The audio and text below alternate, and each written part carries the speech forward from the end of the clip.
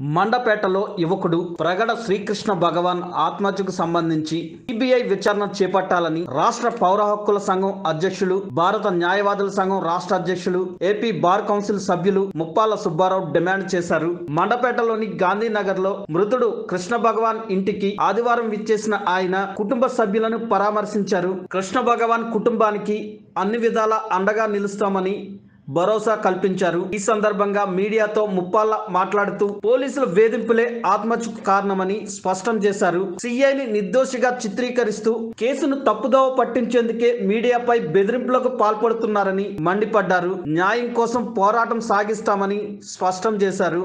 మండపేట గాంధీనగర్కు చెందిన యువకుడు ప్రగడ శ్రీకృష్ణ భగవాన్ ఆత్మహత్య కేసులో పోలీసుల వైఫల్యం అడుగడుగునా కనిపిస్తుందన్నారు. ఈ కేసుకు సంబంధించి సిఐతో పాటు రామచంద్రాపురం డిఎస్పీ సైతం తప్పుల మీద తప్పులు చేస్తున్నారని మండిపడ్డారు. 2 సందర్భాల్లో డిఎస్పీ చేసిన ప్రకటనలు పూర్తి భిన్నంగా ఉన్నాయన్నారు. మొదటిసారి ఒకలా మాట్లాడి రెండోసారి ఇంకోలా మాట్లాడారన్నారు. డిఎస్పీ మీడియా సమావేశంలో మాట్లాడుతూ కేసు నమోదు చేయని కారణంగానే వీఆర్లోకి పంపించినట్లు చెప్పడం హాస్యాస్పదంగా ఉందన్నారు.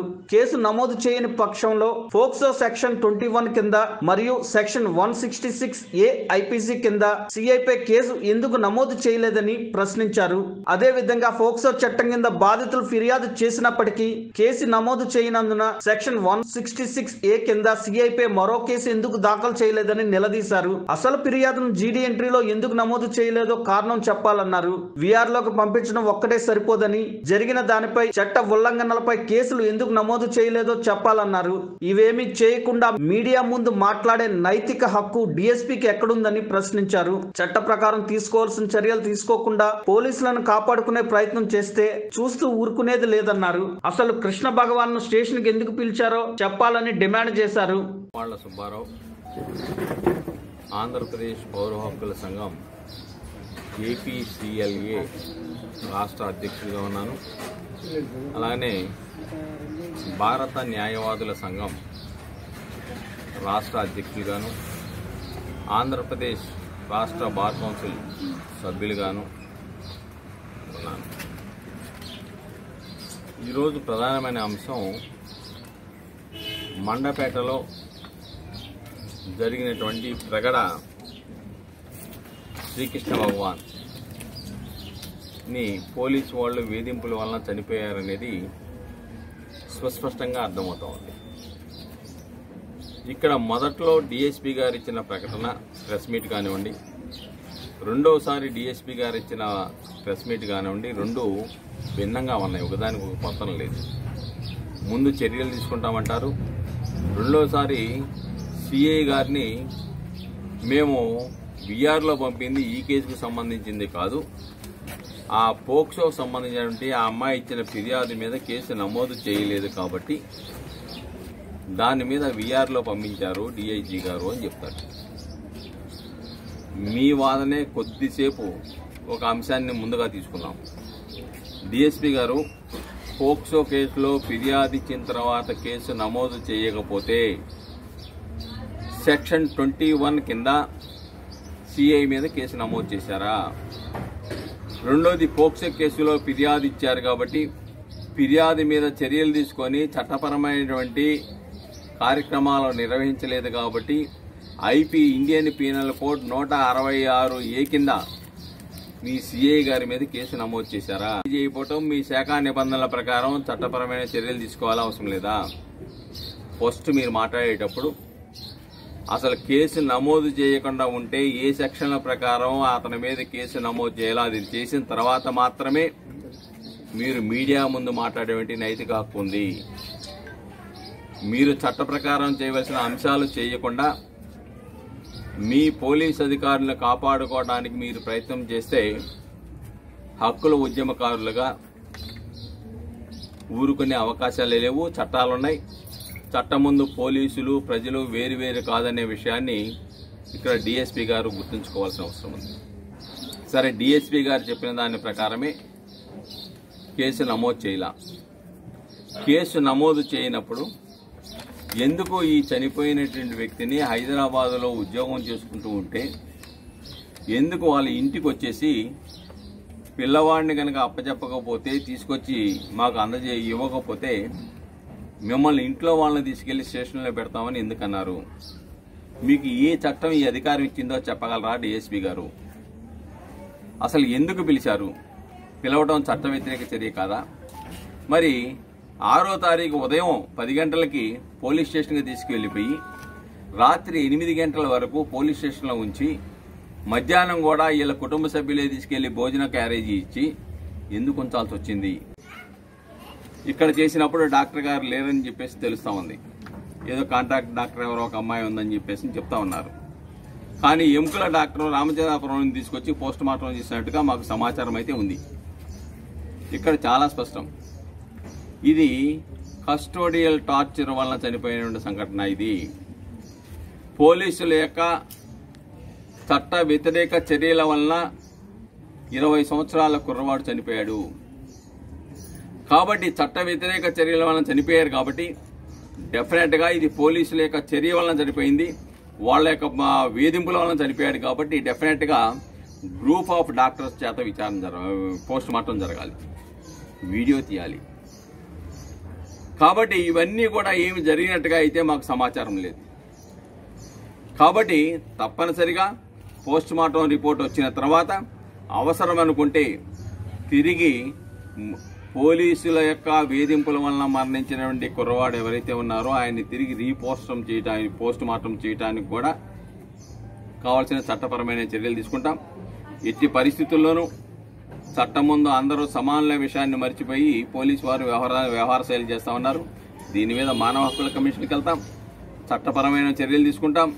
ఇప్పటికైతే సిఐని కూడా A4గా పెట్టారు. దీంట్లో సిఐని A4గా పెట్టి ఇన్వెస్టిగేషన్ పెండింగ్లో ఉండగా, ఇన్వెస్టిగేషన్ జరుగుతూ ఉండగా ఈ డివిజన్ డిఎస్పీ గారు సిఐ నిర్దోషి అని చెప్పడం అంటేనే అసలు వీళ్ళకి చట్టాల మీద గౌరవం ఉందా, న్యాయాల మీద గౌరవం ఉందా అనే అనుమానం కలుగుతోంది.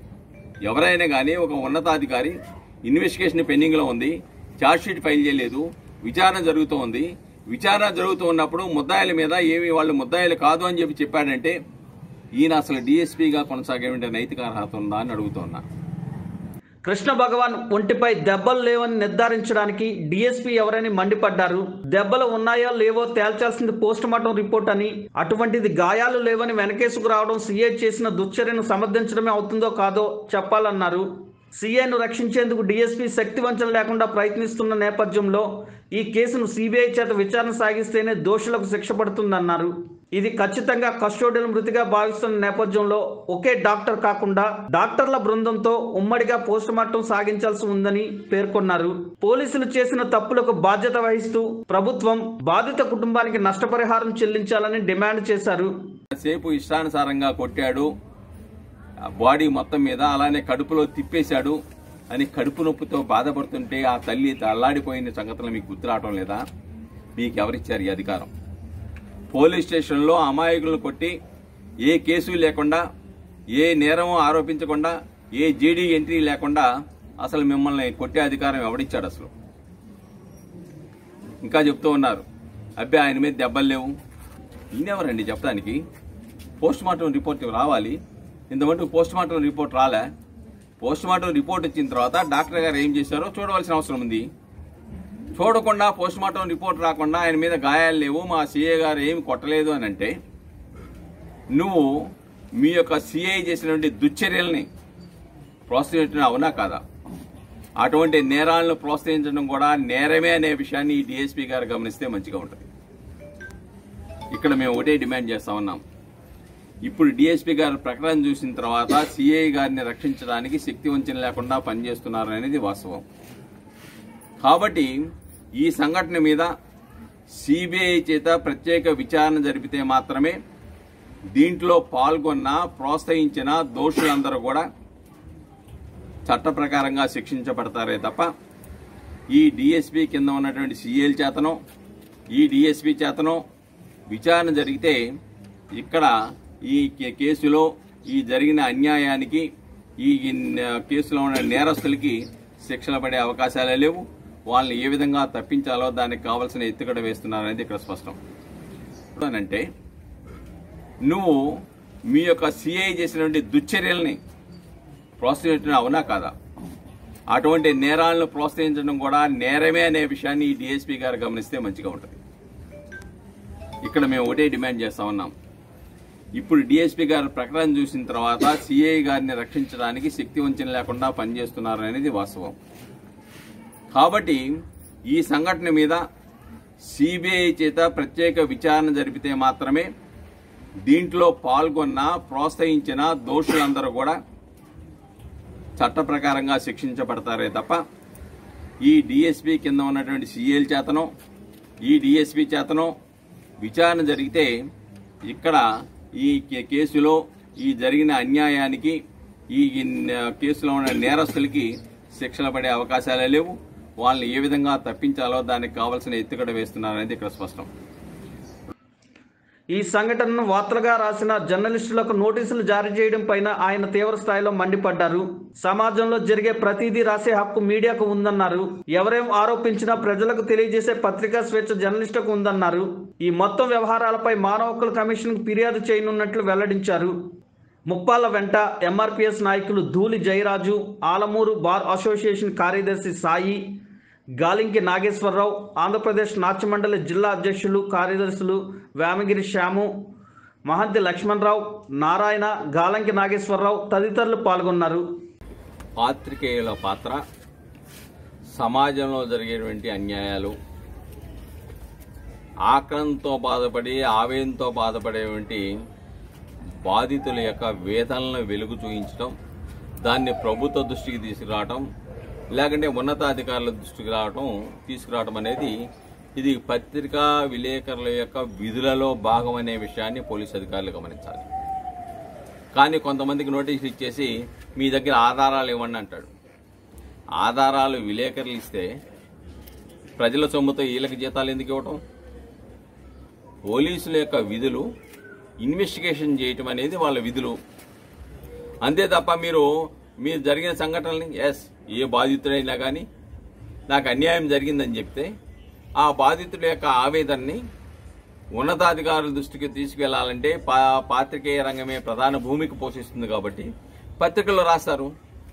దాన్ని నేనేదో మీరు పత్రికల్లో రాయకూడదు. పత్రికల్లో రాయకూడదంటే నువ్వు పత్రికా స్వేచ్ఛని హరించి వేసినట్లే, పత్రికా స్వేచ్ఛ పట్ల నీకు గౌరవం లేనట్లే, రాజ్యాంగం పట్ల నీకు అసలు అవగాహన లేనట్లే. కాబట్టి అవి తప్పుడు వార్తలా ఒప్పు వార్తలా అనేది ఇప్పుడు తేలుతుంది, మీరు విచారణ చేశాక తేలుతుంది. ఇక్కడ మా మోకాళ్ళ మీద అరగంట సేపు మానకొండ కొట్టాడు. చాలా డబ్బులు కొట్టడం వల్ల పొట్లో తెగ పొడిచేసాడు. ఒక్కసారి 20 సార్లు పొడిచేసాడు కర్రెచ్చుకుని. కడుపు ఇంటికి వచ్చి కడుపు నొప్పి ఏదంటే అమ్మ కడుపు నొప్పి వచ్చేస్తుంది, కడుపు నొప్పి వచ్చేస్తుంది. అక్కడికి మా పెద్దలతో కూడా చెప్పాను కడుపు నొప్పి వచ్చేస్తుంది అంటున్నాడు. ఏం చేయాలో తెలుస్తలేదు అని చెప్పాను. అమ్మ బతకలం లేదమ్మా, ఇంత అవమానం చేయరుగా కానీ చచ్చిపోతాను. అమ్మ మా గురించి మేమేమైపోతాము, నువ్వు చచ్చిపోతాను. నేను పిల్లడు ఎడితే మా తమ్ముడు వచ్చి ఈట ఆడినట్టు ఏమీ లేదని చెప్పలేదు. చెప్పకుండా ఏది తెలియదు, ఎవరో తెలియదు. ఒక ఆత్మహత్య సూసైడ్ నోట్ ని పోలీసులు విడుదల చేసి పోలీసులకు ఇచ్చారు, తీసుకొచ్చి కుటుంబ సభ్యులే ఇచ్చారు. ఇది మా అబ్బాయి రాసిన లేఖ అని తల్లి అలాగే సోదరుడు ధృవీకరించారని చెప్పేసి డిఎస్పీ గారు ఆ ప్రెస్ మీట్ లో మాకు చూపించడం జరిగిందండి. ఆ సూసైడ్ నోట్ లో ఎక్కడ పోలీసులకు సంబంధించిన పాత్ర గాని పోలీసులకు సంబంధించిన అంశాలు గాని లేకుండా కేవలం ఆ సంబంధించిన ఆ మైనర్ బాలిక తల్లి లేదా ఇంకొక స్కూల్ ప్రిన్సిపాల్ కి సంబంధించిన పేర్లే ప్రస్తావించాడు అని చెప్పేసి డిఎస్పీ గారు చెప్పిన నేపథ్యం. ఈ పరిస్థితిలో దీని మీద మీరేమంటారు? ఒకటి, ఆ లెటర్ నేను కూడా చదివాను. దాంట్లో రాసిన దాంట్లో మీరు చెప్పిన ఆ 2 పేర్లతో పాటుగా ఆ హెచ్ఎం రెడ్డి గారు అనేది ఎవరైతే ఉన్నారో ఆయన నాకు సిఐ ఎస్ఐలు తెలుసు అని చెప్పేసి వాళ్ళ ద్వారా ఇతన్ని బెదిరించినట్టుగా దాంట్లో రాశాడు. ఇక్కడ ఈ లెటరు ఎప్పుడు రాశారనేది ఇక్కడ ప్రశ్న.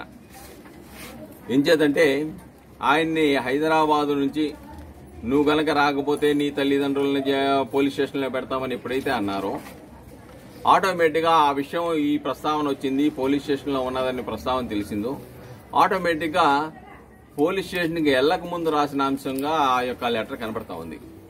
ఎందుకంటే పోలీస్ స్టేషన్ తర్వాత కొట్టిన తర్వాత అయితే డెఫినెట్గా వాళ్ళ తల్లి దగ్గర చెప్పినటువంటి ఆ ఆవేదన, ఆ బాధ, ఆ కడుపు నొప్పితో వాష్రూమ్లో కూర్చున్నాడు, బాధపడుతున్నాడు, కన్నీరింటి పర్యమవుతున్నారని చెప్పేసి తల్లి కొడుకులు ఏడ్చినటువంటి సంఘటన ఇవన్నీ చూసిన తర్వాత అది సిఐ గారు కొట్టిన తర్వాత రాసినటువంటి లెటర్గా అయితే మేము భావించటంలా. కాబట్టి ఆయన వచ్చినప్పుడు పోలీస్ స్టేషన్కి వెళ్ళ ముందు జరిగినటువంటి సంఘటనగా ఇంకా తెగదెంపులు చేసుకోవడానికి రాసినటువంటి సంఘటనగా అది చూస్తున్నామే తప్ప అసలు సిఐ కొట్టిన తర్వాత డెఫినెట్గా అన్ని బాధలతో ఉన్నప్పుడు, అంత ఆవేదనతో ఉన్నప్పుడు, అంత నిరాశ నిస్పృహతో ఉన్నప్పుడు నేను అబాసుపాలయ్యాను, నన్ను నా పరువు పోయిందని భావించినప్పుడు డెఫినెట్గా సిఐ పేరు రాస్తారు. కాబట్టి ఈ విచారణ వలన ఉపయోగం లేదు. కాబట్టి ప్రత్యేకమైన ఇన్వెస్టిగేషన్ ఏజెన్సీ ద్వారా విచారణ జరిగితే మాత్రమే వీళ్ళు చేసినటువంటి చర్యలన్నీ కూడా వెలుగు చూస్తాయి. కాబట్టి ఆ దిశలో మేము ప్రభుత్వాన్ని కూడా డిమాండ్ చేస్తామన్నాం. అంతేకాకుండా పోలీసులు చేసినటువంటి చట్ట వ్యతిరేక చర్య వలన ఈ రోజున ఒక కుటుంబం ఒక చిన్న వయసులో ఏదో అభివృద్ధి చెందుతాడు, మమ్మల్ని పోషిస్తారని చెప్పేసి ఆకాంక్షించే ఒక కుటుంబం ఇబ్బందుల పాలైంది. దీనికి ప్రభుత్వం నష్టపరిహారము ఆ కుటుంబానికి చెల్లించాలి. అంతేకాకుండా నష్టపరిహారాన్ని ప్రభుత్వం చెల్లించేసి ఎవరైతే కారకులయ్యారో పోలీసు అధికారులు వాళ్ళ దగ్గర నుంచి ఆ సొమ్ము రికవరీ చేయాలని చెప్పేసి కూడా మేము డిమాండ్ చేస్తా ఉన్నాం.